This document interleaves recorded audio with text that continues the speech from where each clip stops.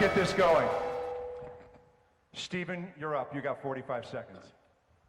So I think Taming the Wild West is a pretty appropriate title for our conversation because the way I see it, tech companies see transportation like it's the Wild West, this bucolic, territory to be explored and every day is a new day. But they forget that it's also really chaotic, disorderly, dangerous, and you could get shot at any point, or in this case, get hit by an electric scooter. Ooh. So from the feeling of cities, I think they're asking the question, we are making improvements, we're trying to change and improve congestion, and then the tech companies are coming in and saying, hey, we can solve this problem, but they don't even know what question to ask yet. So they're still trying to figure it out and trying to get to grip with this. So for them, they're making And that's 45 seconds. I'm a little bit like the Gong Show. You got 45 seconds. Robert. Thank you. Who here has been hit by a scooter? Anybody? No? No, nobody has. Who here likes Uber? Who here, in fact, Ubered here tonight? There we go. All of those people are incredibly drunk, and 10 years ago they would have been driving here. I just want to say that, it's true. I'm one of them. I'm not blaming you. I just want to say that we have never undergone a commercial transportation innovation during any of our lives. That happened in the 1960s. We still fly the same planes, drive cars, etc. And so what's about to happen is going to be quite crazy and interesting, and I'm quite excited for it. So cities need to be ready for it.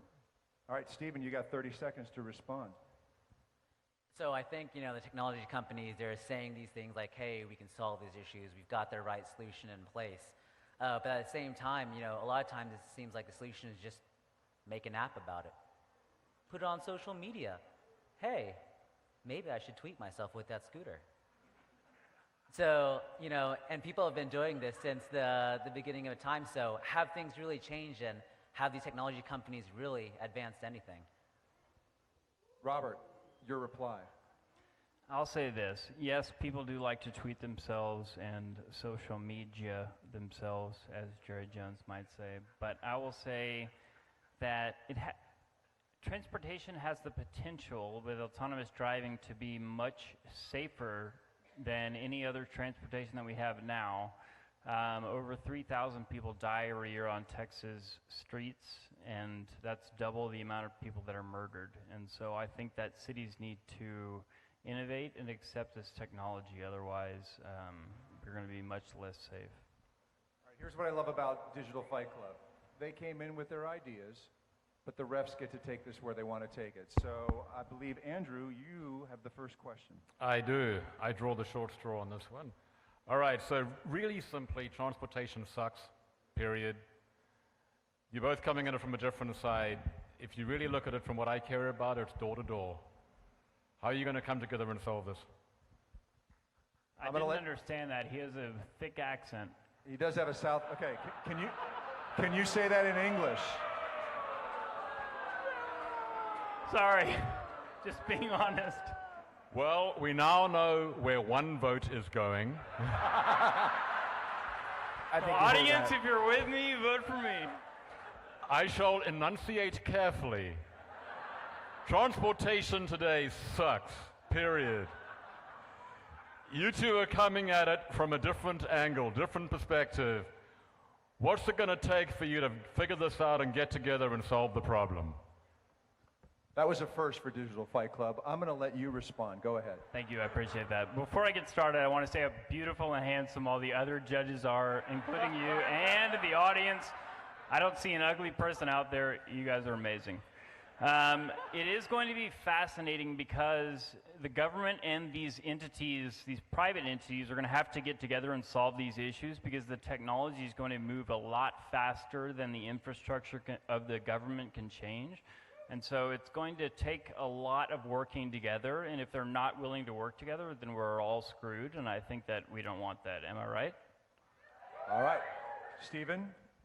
Yeah, I think that working together is key because, while the public sector can often ask the right questions, they often can't move fast enough to answer that question.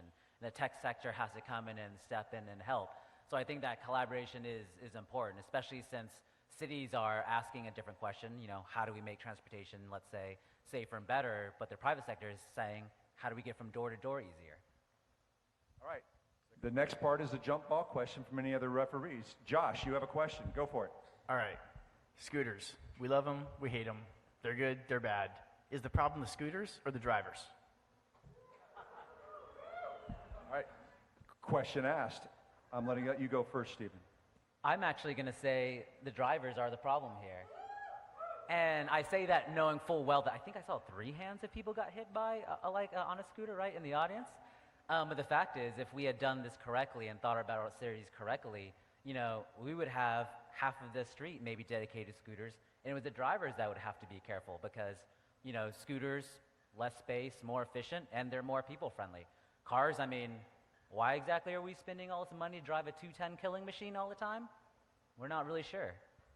Robert. Well, unfortunately, I have to agree with my boxing mate here. I'm going to beat the shit out of him later, but for now I'm going to be okay. I agree with him. It is, in Dallas especially, we have to get better about driving and bringing in alternative modes of transportation, and scooters being one of them. You're just going to have to live with it, so suck it. All right, outstanding. And now the fun part. And the winner is Robert Mundinger. Robert Mundinger.